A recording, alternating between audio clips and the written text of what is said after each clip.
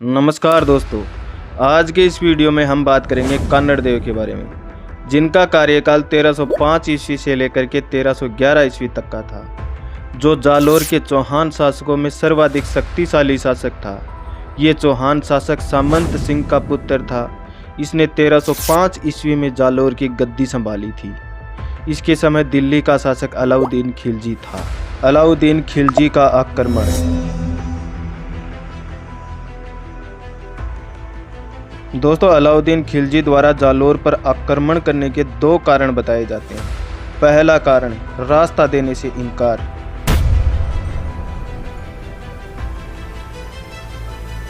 कन्नड़ देव प्रबंध के अनुसार अलाउद्दीन खिलजी ने 1298 ईस्वी में सामंत सिंह के काल में उल्गू खां व नुसरत खां के नेतृत्व में गुजरात अभियान के लिए एक सेना भेजी थी, तो जालोर के शासक ने अलाउद्दीन की सेना को अपने इलाके से रास्ता देने से इनकार कर दिया था, जिससे अलाउद्दीन नाराज हो गया। दूसरा कारण, मोहनोत नैणसी के अनुसार संधि के बाद कन्नड़ देव ने अपने पुत्र वीरमदेव को अलाउद्दीन के दरबार में भेजा था। अलाउद्दीन की पुत्री फिरोजा वीरमदेव को चाहने लगी और विवाह की इच्छुक थी।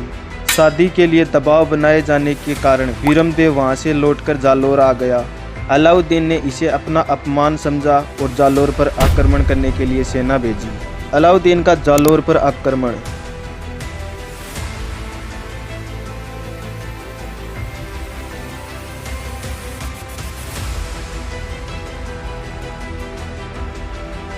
अलाउद्दीन ने 1305 ईस्वी में ऐन उल मुल्क मुल्तानी के नेतृत्व में एक शाही सेना भेजी, जो जालोर पर आक्रमण करने वाली थी, लेकिन अलाउद्दीन व कन्नड़ देव के मध्य संधि हो गई थी।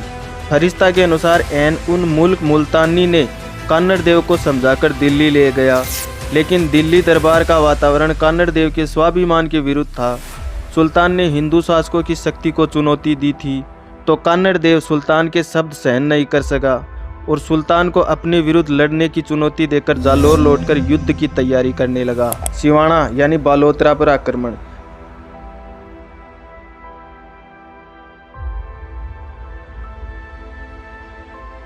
अलाउद्दीन की सेना ने सेनापति कमालुद्दीन गुर्ग के नेतृत्व में 1310 ईस्वी में सिवाना किले पर आक्रमण कर दिया। यहाँ का शासक शीतल देव था, जो कन्नड़ देव का भतीजा था। उसके सेनापति बावला पंवार ने विश्वासघात किया। इसने किले के प्रमुख जल स्रोत में गोमांस मिलाकर जल को दूषित कर दिया और बांडेलाव तालाब में गोमांस ही गोमांस तैरने लगा। इसके बाद शीतल देव के नेतृत्व में तथा केसरिया व मीणा देव के नेतृत्व में महिलाओं ने जोहर किया। सिवाना विजय के बाद अलाउद्दीन ने सिवाना का नाम बदलकर खैराबाद कर दिया तथा कमालुद्दीन को दुर्ग का रक्षक चुना। जालोर का साका 1311 ईस्वी।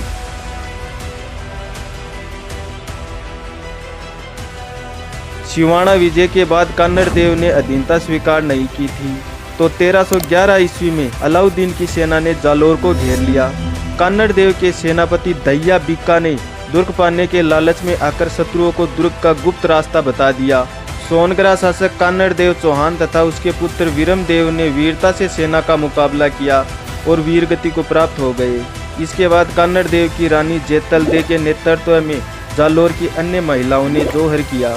इस विजय के बाद अलाउद्दीन ने जालोर का नाम बदलकर जलालाबाद कर दिया तथा परमार शासक भोज द्वारा निर्मित संस्कृत पाठशाला को ध्वस्त करके मस्जिद का निर्माण करवा दिया। कन्नड़ देव के भाई मालदेव सोनगरा ने अलाउद्दीन की अधीनता स्वीकार कर ली, जिसके बाद चित्तौड़ किले का भार उसे सौंप दिया गया।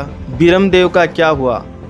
कन्नड़ देव प्रबंध के अनुसार कमालुद्दीन ने वीरमदेव का सिर काटकर दिल्ली ले गया, जहां पर फिरोजा ने उसका विधिवत तरीके से दाह संस्कार किया और स्वयं ने भी यमुना नदी में कूदकर जान दे दी।